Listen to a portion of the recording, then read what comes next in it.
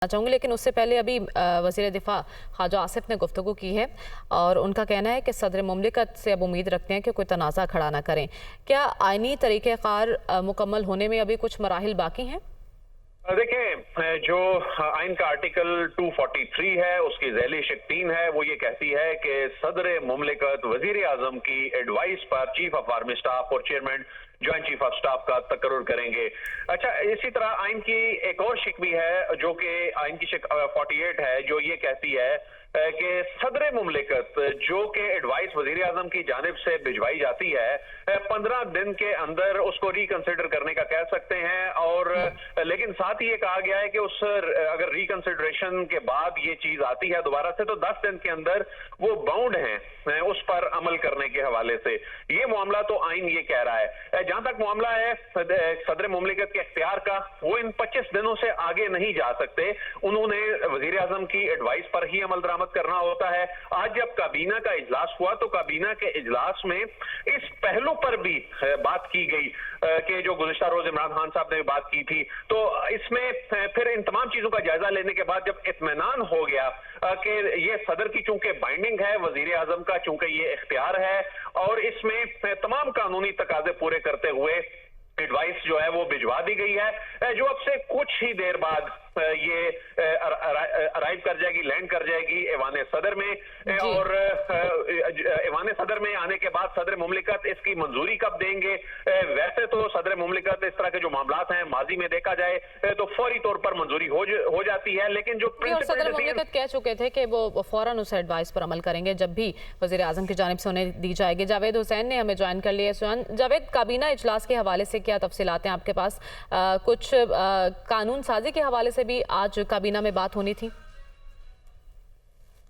जी बिल्कुल, आज का जो अहम इजलास था वो तकरीबन 2 घंटे से ज़ायद दौरानिए पर इसका मुहित था और इसमें जो चीज़ें ज़ेर गौर आईं वो ख़ास तौर पर जो कवानीन और कवायद व ज़वाबित हैं इन अहम तकर्रियों से मुतालिक, उनमें उन पर गौर किया गया कि कहाँ पर जो है वो रुकावट पेश आ सकती है और कहाँ पर कोई लकूना है उसको ख़त्म किया जा सके। तो इसमें कुछ ऐसे सवालात थे जो कि ख्वाजा आसिफ से भी हमने पूछा, तो उन्होंने कहा कि तमाम तर कानूनी कवायद व ज़वाबित को मद्देनज़र रखते हुए ये एडवाइस जो है वो सदर मुमलिकत को भिजवा दी गई है। लेकिन उन्होंने ये वजाहत अभी तक नहीं की कि कौन से जो पेचीदगियाँ थी, जो पेचीदगियाँ हायल हैं, उनका हल किस तरह से तलाश किया गया है और कोई कवायद में अगर तरमीम की जा रही है तो किस किस्म की होगी, वो अभी तक इन्होंने वाज़े नहीं किया और ना हुकूमत की तरफ से किसी अलामी में ये बात की गई है। लेकिन ख्वाजा आसिफ ने यह ज़रूर कहा है कि एक वज़ीर आज़म ऑफिस से बाकायदा तौर पर अलामिया जारी होगा जिसमें तमाम तर तफसीलात दर्ज होंगी। और इस हवाले से जो हमने ये सवाल किया कि क्या जो लेफ्टिनेंट जनरल आसिम मुनीर हैं उनकी 27 तारीख को रिटायरमेंट होनी है और जो मौजूदा आर्मी चीफ हैं उनको 29 तारीख की रिटायरमेंट का टाइम है, तो ये जो गैप है इसको कवर कैसे किया जाएगा? तो उस पर भी उन्होंने कहा कि तमाम तर कानूनी जो पहलू थे उनको मद्देनजर रख के ये फैसला किया गया है और ये फैसला यही है कि इसमें जो लेफ्टिनेंट जनरल आसिम मुनीर हैं वो chief of the army staff होंगे और साहिर शमशाद जो हैं मिर्ज़ा वो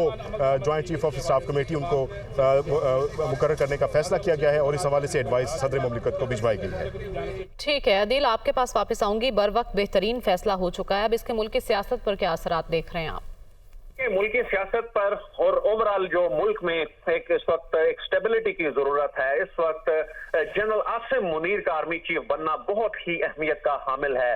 जनरल आसिम मुनीर जो कि उनके हवाले से वो बहुत ही अपराइट आउटस्टैंडिंग ऑफिसर हैं और चीजों में बड़ी उनकी क्लैरिटी है और वो जिन पोस्ट पे रह चुके हैं वो पोस्ट जो हैं इस मुल्क की और इस इदारे की आर्मी चीफ की आंखें कान हुआ करती हैं, जिसमें मिलिट्री इंटेलिजेंस है उसको उन्होंने हेड किया 2017 में। उसके बाद 8 माह तक वो ISI चीफ रहे, उसके बाद वो कोर कमांडर गुजरांवाला रहे। इसके अलावा वो जनरल बाजवा जब कोर कमांडर रावलपिंडी थे तो उन्होंने एक ब्रिगेडियर की हैसियत से उनके अंडर FCNA की जो कमांड है वो की थी। तो ये जो तमाम अहम पोजीशंस हैं और इस वक्त की जो मुल्क की सूरत हाल है इसका उन्हें बहुत बेहतर तरीके से इदराक है। जहां तक मामला है, जिस तरह कल जनरल बाजवा ने भी ये कहा कि पाक फौज ने ये तय कर लिया है ये फैसला कर लिया है कि फौज सियासत से दूर रहेगी, सियासत में इसका कोई अमल दखल नहीं होगा, तो ये बड़ा इंपॉर्टेंट है इस स्टेज पर एक ऐसी शख्सियत का इस पोस्ट पर आना जो जाने वाले आर्मी चीफ की जो पॉलिसियां, या वो बेसिकली आर्मी चीफ की पॉलिसी नहीं है, वो एक इंस्टीट्यूशन की पॉलिसी है। और जब इंस्टीट्यूशन की पॉलिसी सियासी सूरत हाल से मुतालिक मजीद बात कर लेते हैं।